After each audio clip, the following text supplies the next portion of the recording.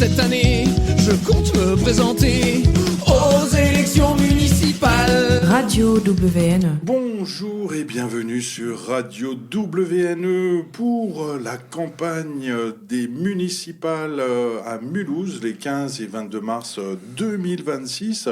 Nous recevons en ce lundi 9 mars 2026 Salah Keltoumi, bonjour. Bonjour à vous et à tous vos auditeurs. Qui est la tête de liste lutte ouvrière, le camp des travailleurs. Et nous avons autour de ces micros Elif Tunsel, bonjour. Bonjour. Et Camille Alm. Bonjour. Pour interroger notre candidat du jour, Salah Keltoumi. On va peut-être commencer par te présenter. Qui es-tu? Que fais-tu? Raconte-nous si tu veux bien. Donc j'ai 57 ans, je suis ouvrier à l'usine Stellantis Mulhouse, ex-Peugeot, enfin toujours Peugeot, dans la tête de beaucoup de Mulhousiens. Et avant cela, je travaillais à l'usine Citroën, qui fait partie du même groupe, à Aulnay-sous-Bois, dans le 93, l'usine qui a fermé.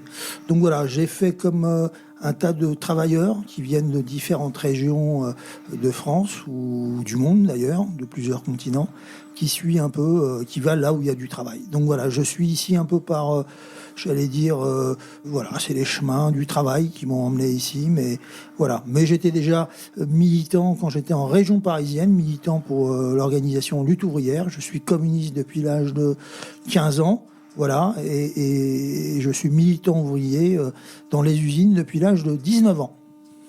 Et syndicaliste aussi? Je suis syndicaliste, oui, je suis syndicaliste. Alors, je viens pas parler au nom, je tiens à le préciser, j'ai pas de mandat pour parler au nom de la CGT, voilà. Mais je suis délégué CGT à l'usine de Mulhouse. Mais je viens ici en tant qu'ouvrier et puis militant politique, militant communiste. Donc tu as totalement remplacé Julien Wojtine, qui était en 2020 le candidat lutte ouvrière au municipal et délégué syndical à l'usine Peugeot. Je ne le remplace pas. Nos forces s'additionnent. Parce que le camarade Julien Wojtine, il fait partie de notre liste, voilà, et il milite toujours à mes côtés. Plus dans l'usine, mais il milite encore en tant qu'ouvrier. Il s'est lancé dans la pâtisserie, mais voilà, le camarade est toujours dans l'organisation. Et d'ailleurs, en fait, le problème, c'est pas Julien Wojtine ou moi. D'ailleurs, on pourrait parler de ma colistière, qui est une camarade qui travaille à la mairie. Voilà, Nathalie Mulot. Donc ça aurait pu être elle, et puis peut-être que la prochaine fois ça sera elle ou un autre. Mais ce qui compte le plus, c'est que notre liste, elle est composée de travailleurs et de travailleuses, de jeunes étudiants. Il n'y a aucun professionnel de la politique. Moi, vous savez, après ces élections, de toute façon, je suis à l'usine, je retournerai à l'usine. Ma camarade Nathalie Mulot retournera dans ses bureaux, voilà, en tant qu'employé. Puis nos camarades qui cherchent du boulot, ils continueront à chercher du boulot. Puis ceux qui travaillent dans le privé ou dans le privé ou dans le public. Voilà, donc c'est une liste de travailleurs et de travailleuses. Il n'y a pas de notable, c'est un choix. Il n'y a pas de professionnel de la politique, c'est un choix. On fait tout fonctionner dans la société. On est au début, au milieu, à la fin de chaque chaîne de production, dans la chaîne de la santé, dans la chaîne de l'approvisionnement en eau, en électricité, dans les transports. Voilà, il n'y a pas de raison que ceux qui font fonctionner toute la société, ils n'aient pas le droit, donc on a le droit, on a même le devoir de participer à ces élections, de faire entendre une autre voix. On ne peut compter que sur nous-mêmes, voilà, pas sur ceux qui nous promettent des choses, d'élection en élection, et ceux qui ont décidé de défendre le camp du patronat, de la bourgeoisie. Voilà. Alors, on a la chance, Salah Keltoumi, d'avoir dans ce studio deux jeunes femmes, Camille et Elif, qui vont découvrir lutte ouvrière et peut-être même... Connaissent déjà peut-être, non ? Peut-être, en tout cas la révolution, elles connaissent celle de 1789. Elif? Moi j'ai une question, vous avez dit que vous êtes communiste depuis l'âge de 15 ans, mais c'est quoi être communiste ? Le communisme, je ne l'ai pas inventé. Et le communiste, il y avait des idées communistes, y compris des gens qui disaient qu'il fallait mettre en commun toute la société, toutes les richesses de la société, tout le travail qui a été fait dans la société. Il y a eu ce qu'on appelait des socialistes utopistes, des gens qui pensaient justement à une société qui soit pas basée sur l'exploitation de l'homme par l'homme, qui voulait une société beaucoup plus égalitaire, donc y compris au temps de la Révolution française. Et puis l'intellectuel qui a vraiment, j'allais dire, mis ça sur le papier en écrivant un programme vraiment pour la classe ouvrière du monde entier, c'est Marx. Donc voilà, c'est un marxiste, un communiste, révolutionnaire. C'est un intellectuel, c'est pas quelqu'un qui est issu d'un milieu pauvre, mais c'est un Allemand, voilà. Et puis il était accompagné d'Engels et puis d'autres. Et puis leur problème, c'était de se dire, cette société, elle est inégalitaire, mais ces sociétés de riches et de pauvres, ça a toujours existé, mais sauf qu'il y a des particularités dans les sociétés. Elles changent de temps à autre, et puis il y a des mouvements sociaux qui font que ceux qui sont à la tête, à un moment donné, on leur coupe la tête, enfin je dis ça entre guillemets, mais en tout cas on s'en débarrasse, on change de société, c'est ce que la bourgeoisie a fait en 1789, avec la puissance de la population, de la paysannerie à l'époque. Et voilà, donc Marx il voit ça, il se dit mais voilà, la bourgeoisie a pris le pouvoir, mais en prenant le pouvoir, elle développe un tas de choses, elle développe le capitalisme, elle développe les routes commerciales, elle développe l'industrialisation, elle développe un mode de circulation financière, un mode d'industrialisation, etc. Mais elle développe aussi de plus en plus une inégalité et elle crée ce qu'on appelle une classe sociale qui est le prolétariat. Donc c'est un prolétariat qui est à l'origine soit artisan, soit originaire de paysannerie. Donc on fait comme en Angleterre, on va piquer, les terres des paysans, on les expulse et puis on les envoie dans les villes. Et puis dans les villes, on les force à travailler, y compris dans ce qu'on appelle des workhouse, des maisons de force où on les fait travailler. Et puis ceux qui mendient, on les pend. Voilà, c'est toute l'histoire aussi de la classe ouvrière en Angleterre, mais y compris en partie en France. Et ils voient cette classe ouvrière se développer, voire une classe bourgeoise de plus en plus riche, avec un développement de plus en plus important à l'échelle du monde. Et puis d'un autre côté, une classe ouvrière qui se développe, qui grossit, mais c'est des 15 heures, 12 heures, 16 heures de travail par jour. C'est des enfants qui travaillent, c'est des femmes qui travaillent, c'est des travailleurs qui vivent pas très longtemps, qui meurent avant 30 ans, qui vivent dans des conditions exécrables. Mais en même temps, cette classe ouvrière, elle se laisse pas faire. Voilà, elle se laisse pas faire. Elle se bat déjà pour ses propres revendications. Et Marx, il a le génie de comprendre que c'est cette classe qui va pouvoir changer complètement la société, comme la classe bourgeoise l'avait fait par rapport aux féodaux, par rapport aux aristocrates. Voilà, c'est cette classe d'avenir qui, elle, n'a rien à perdre dans cette société parce qu'elle a que sa force de travail pour vivre et elle n'a aucun autre intérêt dans cette société. Donc, voilà, il va miser sur cette place justement pour renverser le capitalisme, pour renverser cette bourgeoisie. Voilà, donc il va miser dessus. Et le communisme, c'est quoi ? Le communisme, c'est on produit pourquoi ? Pourquoi on produit dans cette société ? On produit, ceux qui produisent, ceux qui décident de produire, c'est ni moi qui suis à l'usine, ni le copain qui transporte des ouvriers, ni celui qui transporte des minerais ou qui travaille dans le pétrole qui va décider de pourquoi ou pas ou en quelle direction il produit ou il transporte ou autre chose, ou il vend. Non, c'est pas lui qui décide. Ceux qui décident, ce sont ceux à qui appartiennent les entreprises, ceux à qui appartiennent l'économie. Donc les grands patrons, ils décident de tout, ils organisent le travail en fonction du profit. Donc qu'est-ce qui est utile ? Moi je vous pose la question, vous êtes jeune, est-ce que fabriquer des bombes c'est utile ? Est-ce que c'est utile à l'humanité ? Est-ce que moralement c'est utile à l'humanité ? Vous allez me répondre non, vous avez bien raison, vous répondrez ce que vous voudrez, mais en tout cas moi je pense que non. Et pourtant dans cette société on va fabriquer des missiles, on va fabriquer des bombes, ils s'en servent actuellement pour deux choses. Pour faire la guerre, pour récupérer du pétrole ou des minerais ou autre chose comme en Iran, etc. Pour asseoir un ordre social, l'ordre de l'impérialisme notamment américain, c'est lui le plus fort. Et aussi parce que vendre des armes, ça rapporte du pognon. Il y a une maladie qui fait énormément de morts en Afrique, c'est la rougeole. C'est la rougeole. On sait la soigner, la rougeole. Et pourtant, ça fait énormément de morts, la rougeole. Pourquoi ça fait énormément de morts ? Parce qu'on n'a pas trouvé le vaccin. Le vaccin existe, mais le vaccin, il ne rapporte pas assez d'argent. Donc voilà, on préfère laisser mourir des gens de rougeole en Afrique ou d'autres maladies plutôt que de les soigner. Parce que se soigner, y compris dans cette société, c'est le fric, c'est si ça rapporte des sous ou pas. Le logement, c'est pareil. La santé, c'est pareil. L'éducation, tout, c'est pareil. Donc, c'est une société qui est basée sur le fric. Et ceux qui dirigent la société, ils veulent du fric. Ils sont obèses de fric. Ils en veulent encore plus. Ils sont sans limite là-dessus. C'est pas eux qui produisent ce fric, c'est eux qui décident. Parce que les usines leur appartiennent, les capitaux leur appartiennent, les banques leur appartiennent, les armées, les États en quelque sorte, leur appartiennent, dans le sens où ces États, ces banques, elles sont de leur côté. Voilà, les hommes politiques aussi qui sont au gouvernement. Donc nous, on voudrait une société qui soit basée sur les besoins des gens. Qu'est-ce que les gens... De quoi ont besoin les gens? De quoi ont besoin les jeunes? Plus d'éducation, plus de santé, plus de logement, plus de loisirs, etc. Est-ce que cette société peut la donner? Non. Elle la donne partiellement, de temps en temps, dans certains pays, dans certains havres de paix. Alors là, les havres de paix, ils ont tendance à disparaître avec ces guerres. Voilà, qui se déclenchent les unes après les autres, et puis ça se rapproche, et puis ça s'aggrave de plus en plus. On sera sûrement touchés, nous, dans les prochains mois, dans les prochaines années. Je parle de nous, les plus vieux, mais aussi les plus jeunes. Surtout les plus jeunes, c'est ceux-là qu'on envoie faire la guerre. Et voilà, donc on a besoin d'une autre société. Une société, c'est ça le communisme, c'est mettre tout en commun. Tout en commun. Tout en commun, tout. Selon nos capacités de travail, selon notre capacité intellectuelle, tout le monde a le droit de bouffer, a le droit de manger, a le droit de se loger. Voilà, ça doit être un droit qui doit être pour tout le monde. Pour ça, il faut changer complètement la société. C'est ça, être communiste. En tout cas, ça va pas être facile de prendre la parole face à Salah Keltoumi pour Elif et Camille, mais je pense que on va y arriver quand même. Mais le communisme, en passant... Est-ce qu'il a été appliqué quelque part véritablement, selon toi, Salah Keltoumi? Oui.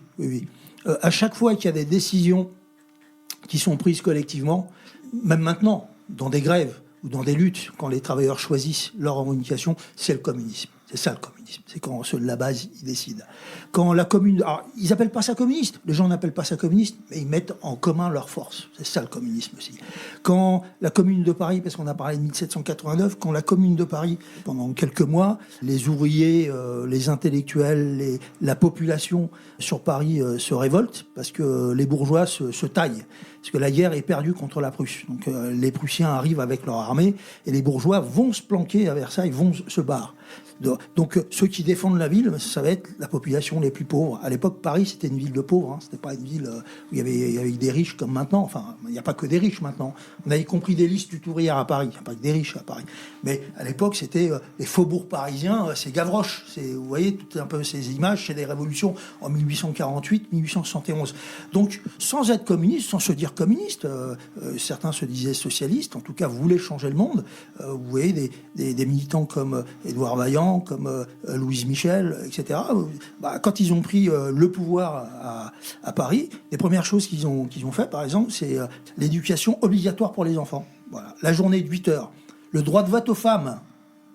Impressionnant, hein. Le droit de vote en femmes, c'est après 45 ici en France. En 1870, les Parisiens, les pauvres Parisiens, ils ont imposé, pas la démocratie, parce qu'ils l'ont décidé entre eux, ils ont imposé le droit de vote aux femmes. C'est impressionnant, ça. Ça, c'est être communiste. Ils ont donné le droit de vote aux étrangers. Voilà, tu travailles à Paris, tu vis à Paris, tu payes des impôts, tu es utile à la société, tu n'exploites personne, on vous donne le droit de vote. Donc il y a un certain nombre de travailleurs pendant la commune qui avaient le droit de vote, donc tout se décidait, c'était des sortes d'assemblées, c'était des discussions, Alors ça n'a pas duré longtemps parce que la bourgeoisie, les gens en place, ils détestent quand ce sont ceux d'en bas qui décident. Et surtout quand ceux d'en bas montrent qu'une autre société, c'est possible, et puis s'organisent pour changer la société. Alors ils ont été massacrés, voilà. Donc vous pouvez aller, quand vous irez à Paris, vous irez devant le mur des fusillés de la commune de Paris. Ils ont été plusieurs dizaines de milliers à être massacrés.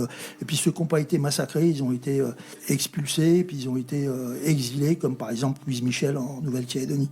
Voilà, alors ça, c'est être communiste. Voilà, c'est ça. Et puis ensuite, après, il y a, nous, ce qu'on veut, c'est créer un parti qui soit du côté des travailleurs. Pour nous, il doit être communiste. Voilà. Communiste et révolutionnaire, un peu comme le Parti communiste russe. Alors, Parti communiste russe, je sais que ça fait bondir beaucoup de gens. Les bolcheviks, oui, nous, on se réclame des bolcheviks, on se réclame de Trotsky, on se réclame de Lénine.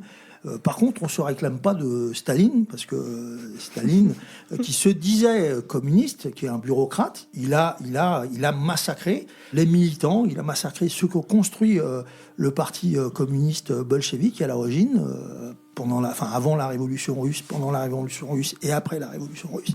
Voilà, il les a massacrés jusque dans les années 40, 50, et puis surtout ce qu'il a fait, c'est qu'il a muselé la classe ouvrière, il lui a fait fermer sa gueule, et puis c'était sous peine de prison, ou de mort, ou d'expulsion, ou d'exil, etc. Ça, oui, c'était une dictature. Mais nous, Staline, j'ai pas de problème là-dessus, parce que Staline, nous, notre courant, nous sommes un courant communiste, révolutionnaire, on est des léninistes, on est trotskiste. Trotskiste, ça veut dire être d'accord. Enfin, c'était d'accord avec Lénine. Il a suivi après la mort de Lénine la politique du parti bolchevique. Il l'a défendue. Et être trotskiste, c'est défendre toutes les traditions de lutte du parti communiste bolchevique russe. Alors oui, là, je m'en réclame tout à fait. Et Trotsky, d'ailleurs, notre courant, on se dit trotskiste. On a été aussi longtemps pourchassé. Trotsky a été assassiné au Mexique, et y compris, on a un camarade à nous qui était à l'origine de notre organisation lutte ouvrière, qui après la Seconde Guerre mondiale, qui a été assassiné lui aussi par des nervis staliniens. Donc voilà, il y a eu aussi des nervis staliniens, y compris en France, dans le Parti communiste français, donc qui nous, y compris, nous faisait fermer notre gueule dans les usines, dans les quartiers, là où on militait. Donc nous, on a toujours... on a toujours milité pour changer la société, on a toujours défendu le communisme, mais en disant que le stalinisme, c'était pas le communisme, c'est pas du tout le communisme. Mais le Parti communiste français n'est pas communiste, selon toi? Ça fait longtemps qu'il ne l'est plus. Il l'était au début du siècle. Justement, le Parti communiste, d'où vient son histoire? C'est avec la Révolution russe, comme la Révolution française d'ailleurs. La Révolution française, elle a eu une importance, pas seulement en France, mais dans le monde. Ça a été aussi des idées qui se sont propagées en Allemagne. D'ailleurs, Marx... lui-même, il a été influencé par les révolutions françaises. Alors, le plus impressionnant dans la Révolution française, c'est quand on voit les masses. On nous parle de Danton, on nous parle de Robespierre. Je ne sais pas qu'ils n'avaient pas d'importance, ces militants importants. Mais ce qui avait plus d'importance, c'est comment la population s'est mise elle-même à faire de la politique, à se réunir, comment des illettrés, comment des paysans, comment des ouvriers des quartiers, des artisans ont commencé à se dire on peut changer la société. C'est ça le plus important dans la Révolution française. Alors tu m'as posé une question, excuse-moi. Le PC, le PC, Parti oui. communiste Alors français, le PC, il est plus, il s'est créé parce qu'il y a eu la Révolution russe. Voilà, il y a eu une influence de la Révolution russe. Il y a eu des partis partout dans le monde, en Asie, en Europe, en Afrique, qui sont nés après la Révolution russe. Ça a été vraiment un tremblement de terre, mais un tremblement de terre dans le sens important, mais positif. Tremblement de terre en général, c'est pas toujours positif, mais c'était très, très positif au niveau politique. Donc il y a beaucoup d'ouvriers, de travailleurs qui regardaient vers l'URSS en disant si les travailleurs en URSS ont pris le pouvoir, s'ils ont chassé le tsar, s'ils ont chassé un régime féodal, un régime autocratique, une dictature, la Russie à l'époque, on appelait ça la prison des peuples. Voilà. Donc ils ont chassé ceux qui étaient à la tête de la prison des peuples. Voilà. Ils l'ont libéré, ils ont donné y compris le droit des peuples à disposer de leur liberté ou pas, etc. Donc voilà. Donc il y a eu la création, les travailleurs français ont regardé, voilà, c'était un espoir. Mais en même temps que le Parti communiste en Russie, sa politique devenait stalinienne, en même temps que les travailleurs en Russie faisaient de moins en moins de politique, en même temps, en France, le Parti communiste français, lui aussi, il est devenu nationaliste. Être communiste, c'est être internationaliste. Être communiste, c'est être contre les frontières. Il y a un moment donné où le Parti communiste français, il était contre les frontières. Il était pour abolir les frontières. Il était pour abolir les nationalités. Ce qu'il disait, c'est travailleurs de tous les pays, unissez-vous. Voilà, quel que soit son pays, etc. À partir du moment où le Parti communiste français, comme tant d'autres, est devenu nationaliste, a préféré défendre le travail en France, les usines en France, nos frontières, c'est-à-dire se mettre derrière la bourgeoisie et l'État français devant un intérêt commun qui est national. Oui, le Parti communiste, il a arrêté d'être communiste. Camille, une question pour notre invité Salah Keltoumi. Alors justement, moi, quand on parle de communiste, il y a une idée reçue qui revient tout le temps. La première chose que j'entends, c'est « Oh, mais une société communiste, ça peut pas fonctionner, tout est tourné vers le capitalisme maintenant, ça peut pas marcher, ça peut pas exister aujourd'hui dans notre société moderne. » Alors qu'est-ce que vous auriez à redire, vous, à ces défaitistes, aux sceptiques qui pensent que la révolution, elle est impossible? Les révolutions, il y en a toujours eu. Donc, vous savez... Les révolutions, c'est quand il y a des millions de travailleurs ou de travailleuses, des millions de... J'aime pas le mot citoyen, mais des millions de jeunes, des millions de paysans se mettent en branle et puis décident de changer leur sort. La révolution, en Iran, en 79, il y a eu une révolution. Alors, on l'oublie parce que en Iran, pendant des dizaines d'années, à la tête de ce pays, il y avait ce qu'on appelait un shah, le shah d'Iran, qui était une ordure. Bon, voilà, là, on parle de son fils comme étant quelqu'un de démocratique. Ben, son père, il ne l'était pas, et son fils ne le sera pas non plus. Et c'était un dictateur qui régnait d'une main de fer, avec une police secrète, avec des prisons, de la torture, etc., etc. Et puis qui travaillait avec l'impérialisme américain. L'Iran, c'est marrant parce que partout où vont les États-Unis, partout où ils libèrent une population, partout où ils veulent libérer une population pour la démocratie, partout où ils trouvent du pétrole. Marrant, partout où ils font ça, ils trouvent du pétrole. Bon, voilà. Donc à l'époque, voilà, c'était un allié des États-Unis. Voilà, mais c'était une ordure. Donc en 79, il y a eu une révolution, les masses sont levées. Bon, cette révolution, elle a donné malheureusement, après cette révolution, c'est pas cette révolution qui a donné, mais c'est en tout cas ceux qui ont pris le pouvoir après cette révolution, c'est ce qu'on appelle les mollahs. Mais ça aurait pu être différent parce que c'était déjà une révolution sociale, parce que les gens quand ils se battent pour avoir une meilleure éducation, avoir le droit de parler, avoir le droit de nourrir, avoir le droit d'avoir des journaux, avoir le droit de se syndiquer, de faire grève, etc.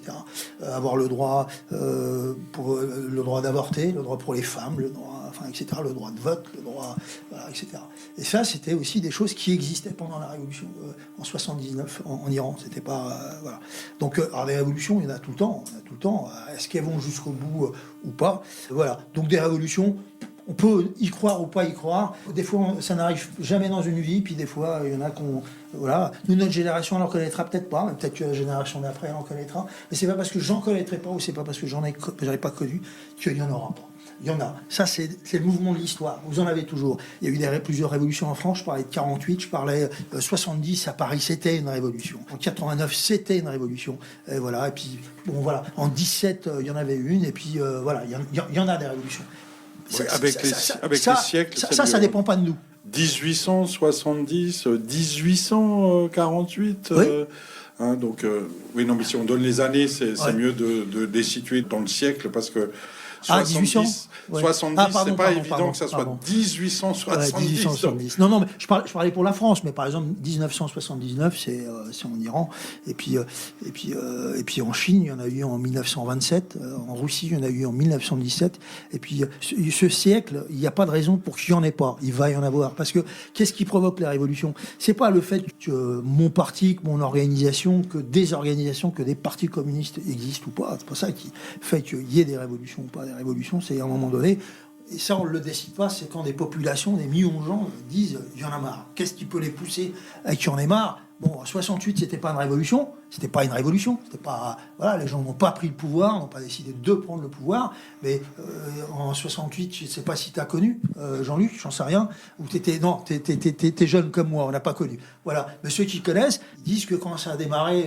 à la fac, c'est aussi, dans une fac, c'était pour une histoire de mixité, parce qu'il y avait un bâtiment de filles, il y avait un bâtiment de garçons, des fois ça peut commencer, voilà, ce qui peut déclencher, voilà. Mais les grosses révolutions, c'est la révolution russe, un des déclencheurs de la révolution russe. Alors, il y en avait déjà eu, il y avait eu 1905, 1917, mais à un moment donné, c'était la guerre, la Première Guerre mondiale, et les gens avaient faim, les paysans y étaient dans les tranchées, le pays était dans un état de délabrement tel, c'était aussi la dictature, et puis il y a eu des femmes qui sont allées demander du pain dans des boulangeries, puis il n'y en avait pas, et puis les femmes ont commencé à manifester, et puis ça a commencé aussi par les femmes.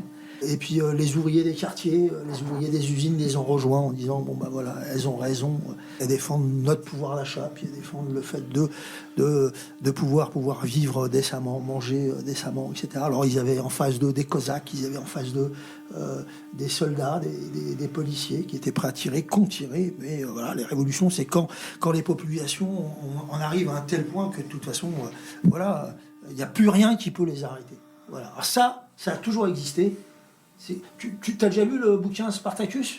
Non, absolument bon, bah pas. Voilà. Alors tu peux lire le bouquin de Spartacus, je te le conseille, c'est un roman que je prête, que mon camarade prête, c'est Spartacus, d'Howard Fast, voilà, et où on te raconte une véritable histoire. C'est l'histoire d'une révolte d'esclaves sous l'Empire romain. Donc comment ces esclaves, ben voilà, on avait marre. Alors ça commence par des gladiateurs dans un coin, puis il va y avoir une armée d'esclaves qui vont se lever contre l'empire de l'époque qui était l'Empire romain.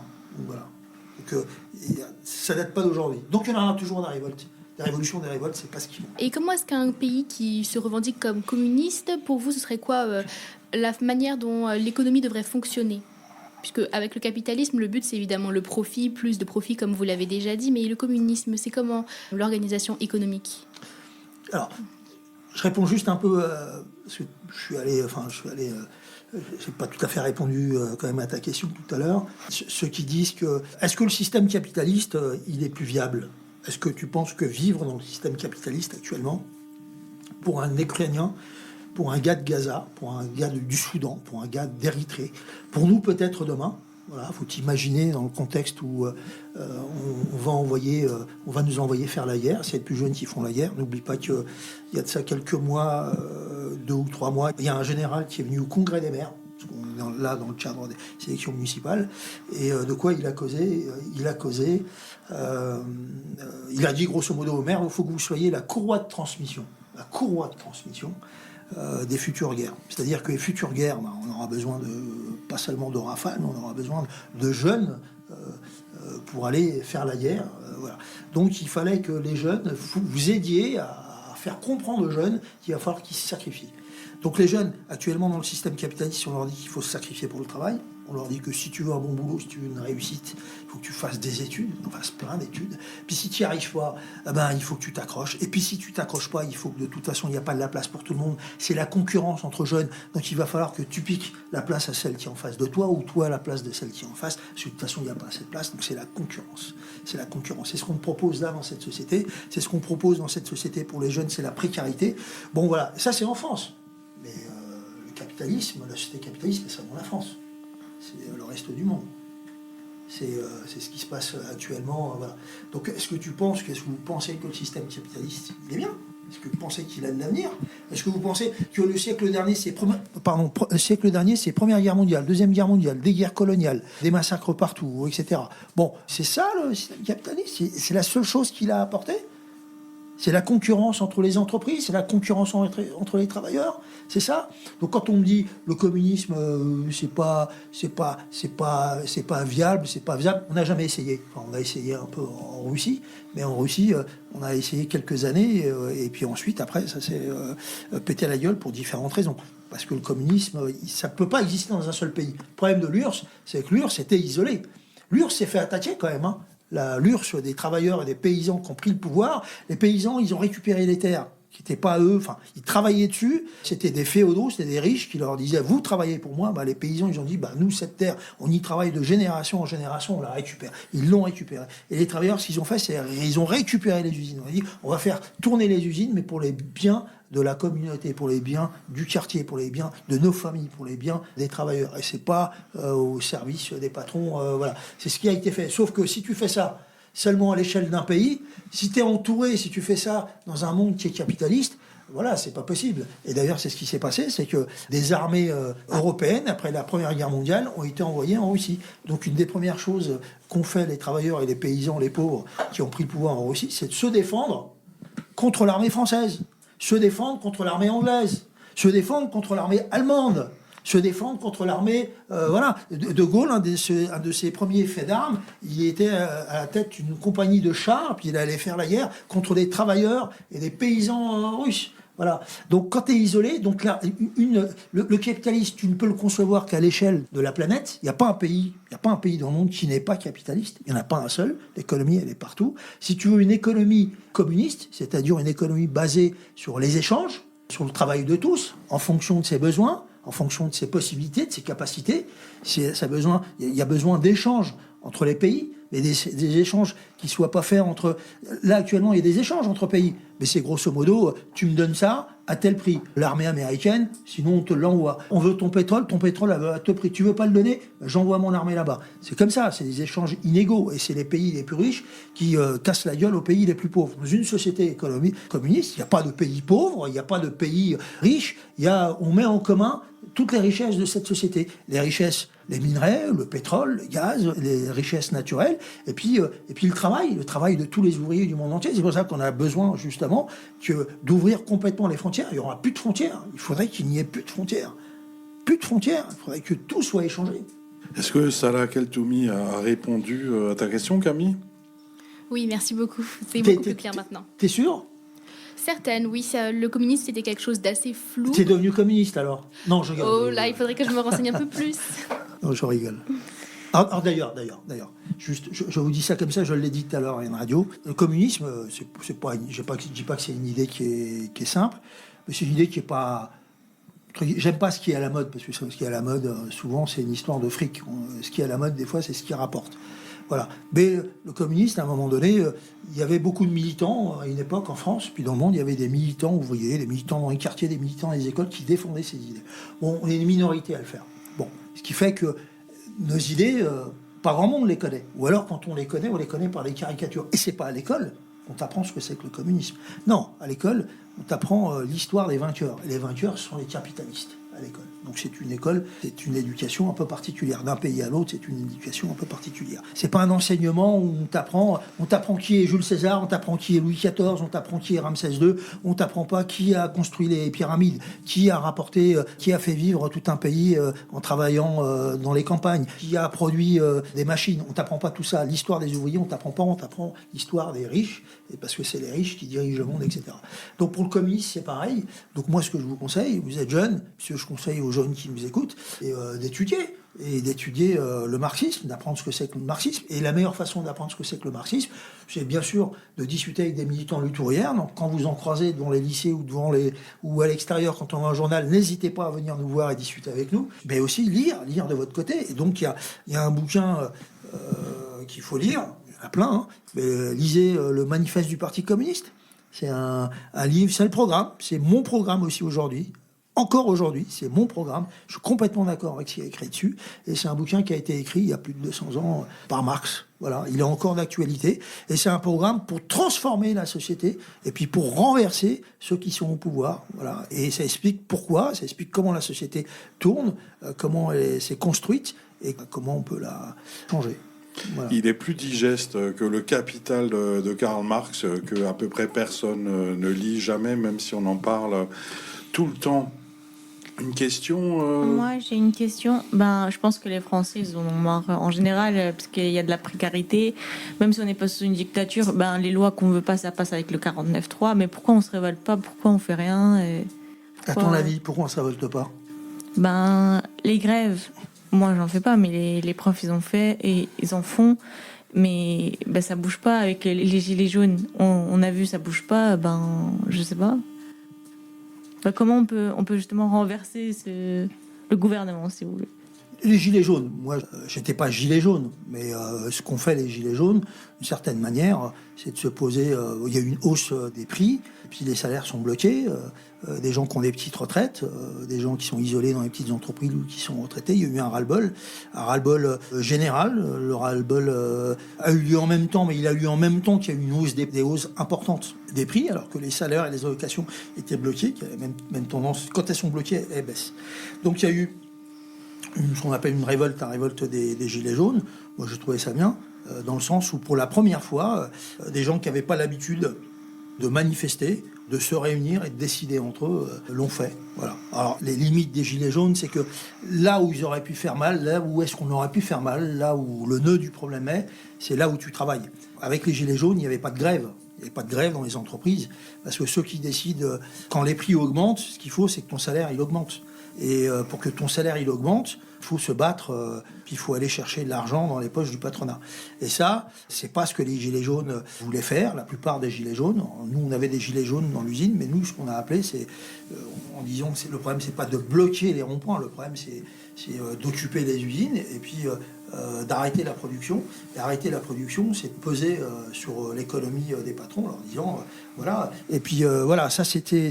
Mais c'était positif, quand même, parce qu'il y a des gens qui n'avaient pas l'habitude de discuter entre eux, etc. Dans chaque mouvement, il y a des choses positives. Alors, on ne gagne pas toujours dans les mouvements. Moi, la plupart des mouvements que j'ai faits, j'ai perdu. Et alors, ça m'a... T'apprends sur... je dis pas que je suis content de perdre. Hein. On a perdu sur la retraite. On a perdu...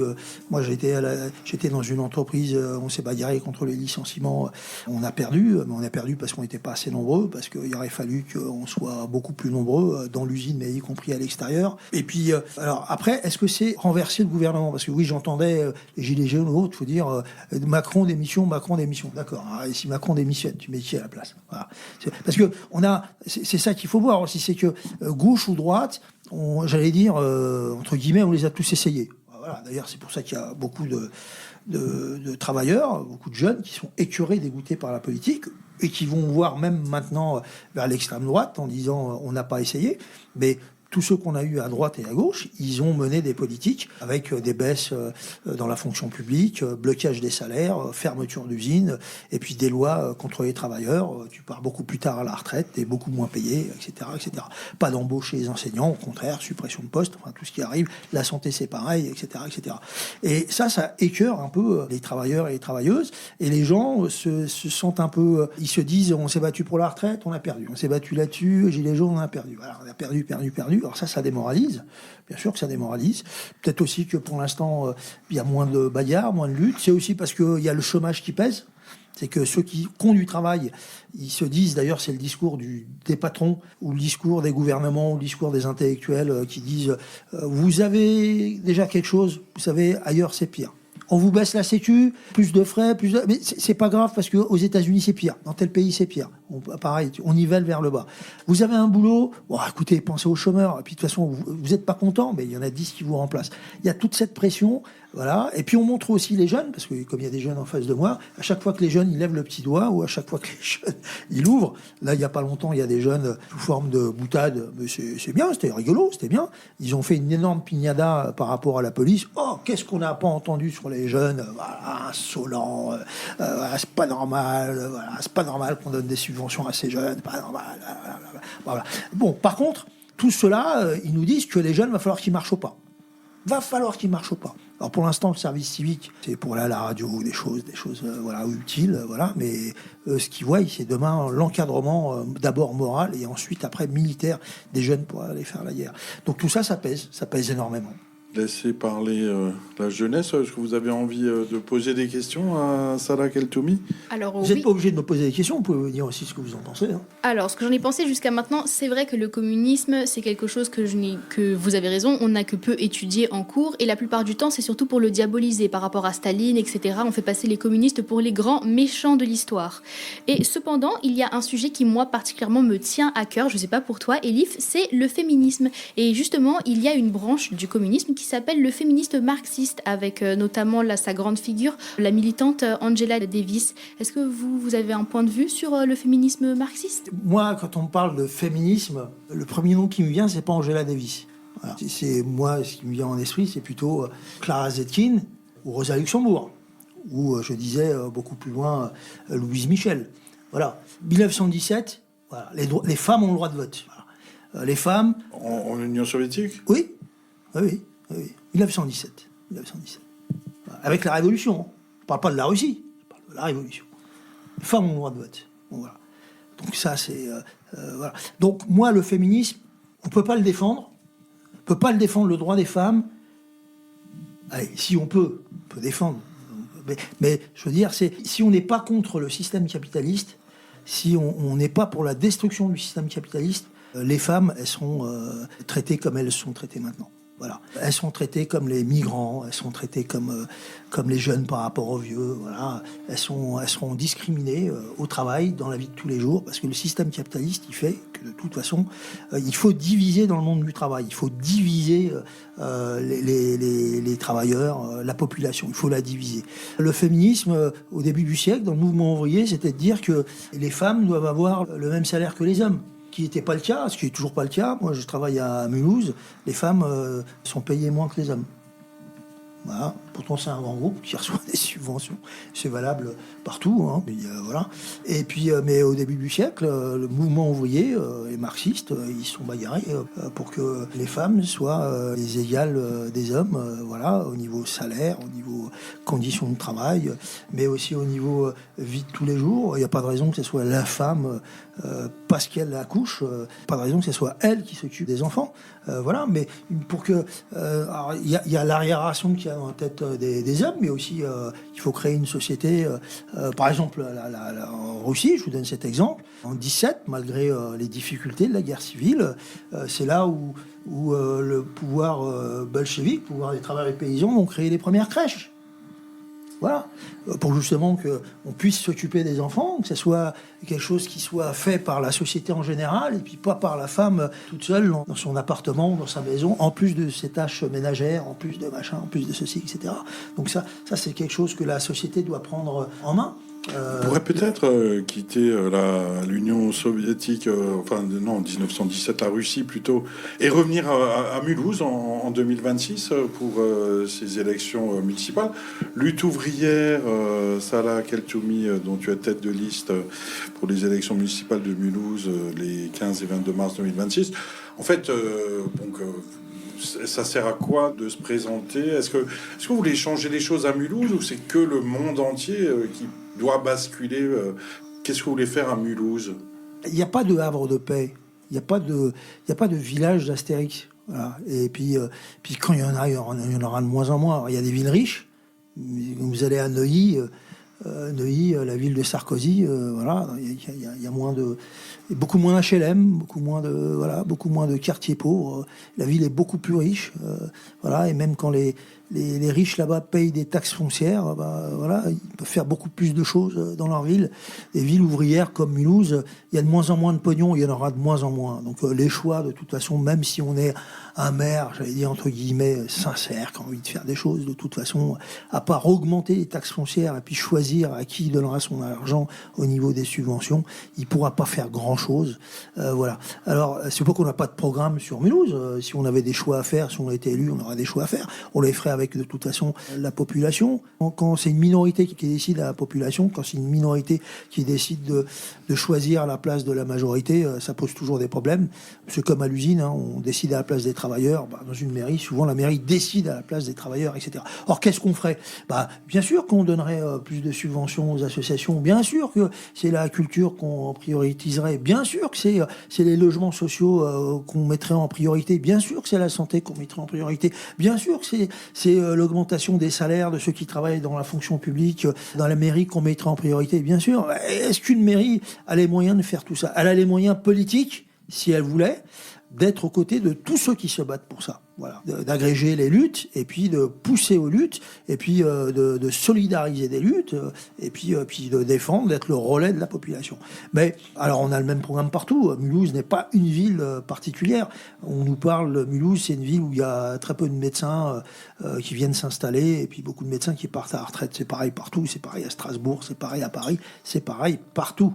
Au niveau de l'enseignement, au niveau des quartiers, c'est pareil. Je veux dire que nous, on a 240 listes en France. Alors, c'est dans des villes moyennes et grandes.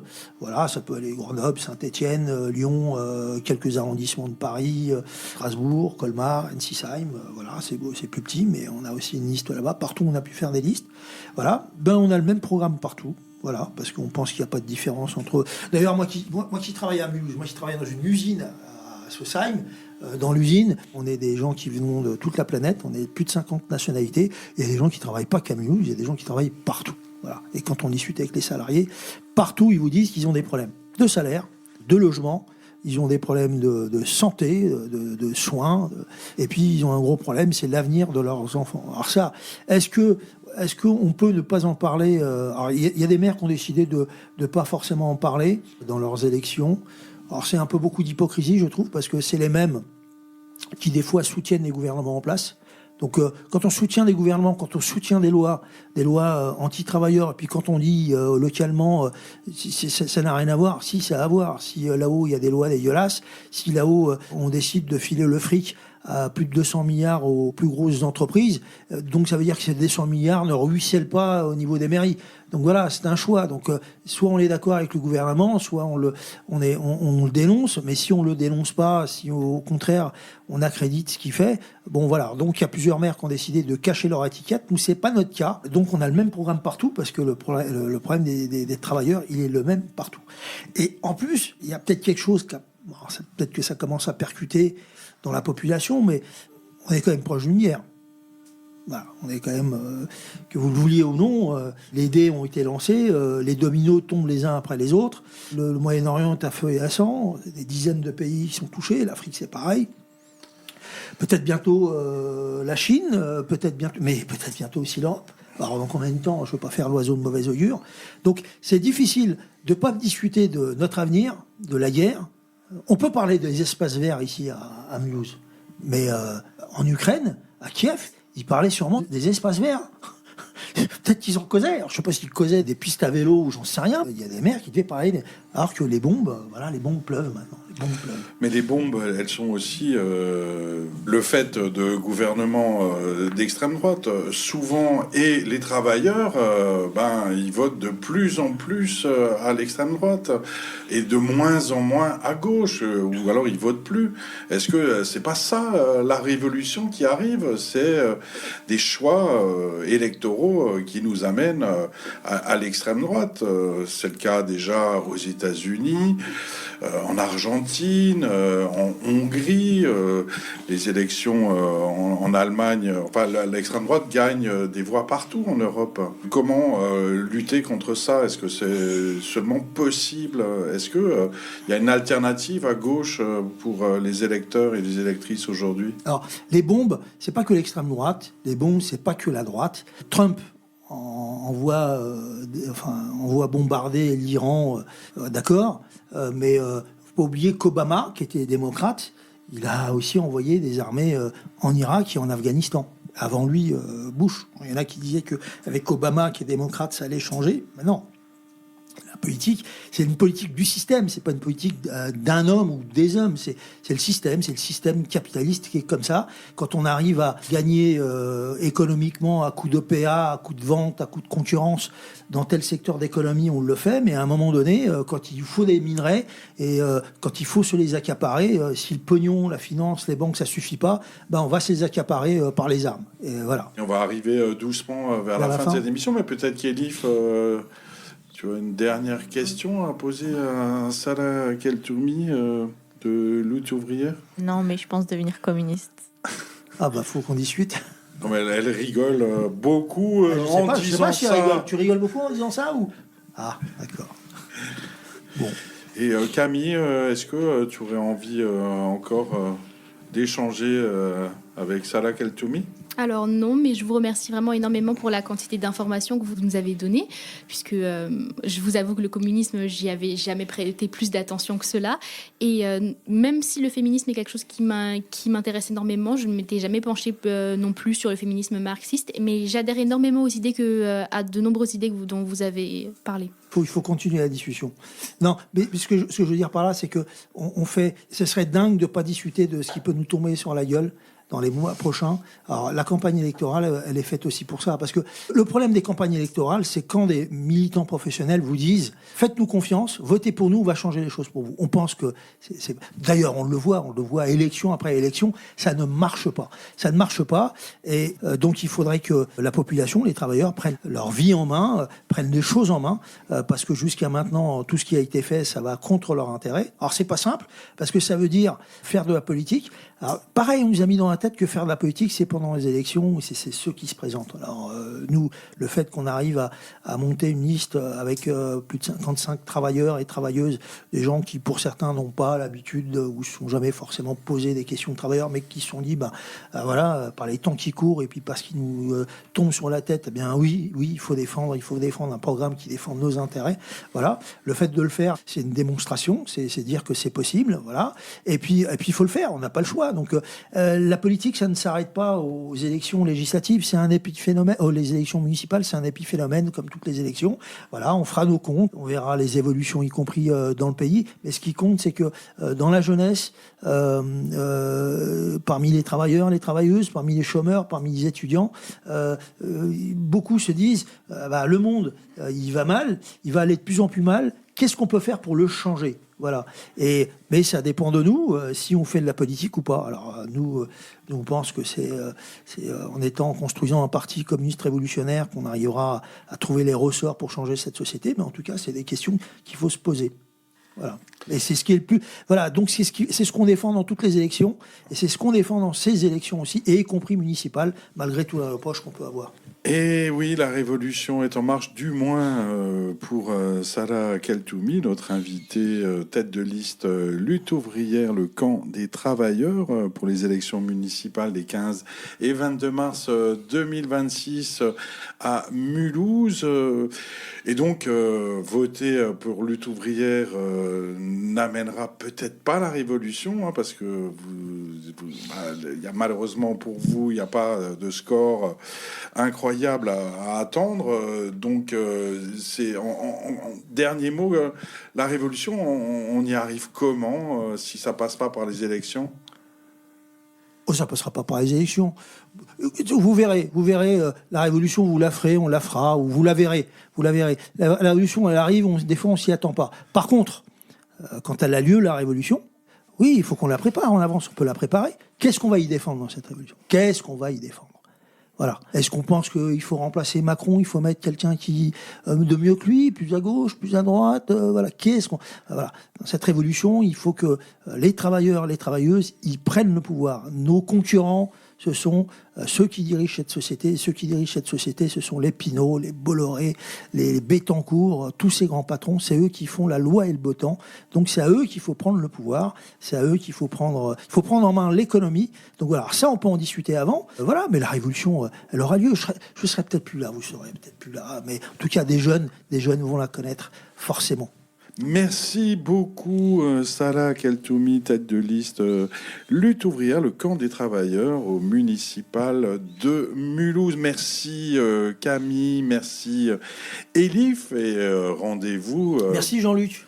Bientôt pour la suite des interviews, entretiens autour des élections municipales qui ne changeront rien pour lutte ouvrière, mais peut-être pour les autres. Si, elles peuvent changer des choses pour lutte ouvrière, bien sûr. Bien sûr, le fait de connaître des jeunes, le fait de connaître du monde, on construit le parti à travers aussi les élections. Donc tous ceux qui veulent discuter avec nous peuvent le faire. Voilà, ils ont les moyens puis ils peuvent nous trouver dans les cages d'escalier ou sur les marchés ou autres. On a une presse aussi, Voilà, on essaie de faire connaître aussi notre presse. Donc voilà, on est aussi sur Internet, on a aussi des pages Facebook, on a un portail lutte ouvrière nationale où on écrit sur tous les sujets, on a une analyse sur tous les sujets. Donc voilà. Tous les sujets, mais vous n'avez pas de programme pour les municipales à Mulhouse. Si, on en a. Et on a le programme le plus crédible, parce que les autres, il n'est pas crédible. Leur programme, les autres ne sont pas crédibles. Le nôtre, il est crédible. Merci beaucoup, Salah Keltoumi. Merci à vous.